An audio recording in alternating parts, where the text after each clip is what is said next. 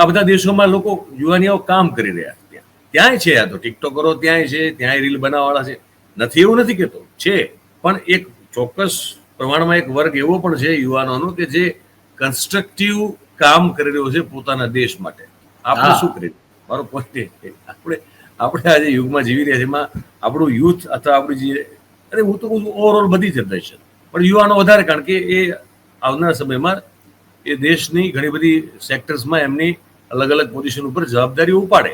આજથી 25-30 વર્ષ પહેલા હું ને તું જે છે એ યુવા પેઢીમાં ગણાતા હતા, તો આપણે કમસે કમ એટલા તો સિરિયસ હતા કે કંઈક કરશું યાર જીવનમાં, જે થાય શું કરશું એ ખબર નહોતી, પણ કંઈક કરશું, કન્ટ્રીબ્યુટ કરશું towards the country, towards the society, towards the family, હે ને, and first and foremost towards hour own self. આપણે આપણા માટે સારું કંઈક કરશું અને બીજા માટે કંઈક સારું કરશું.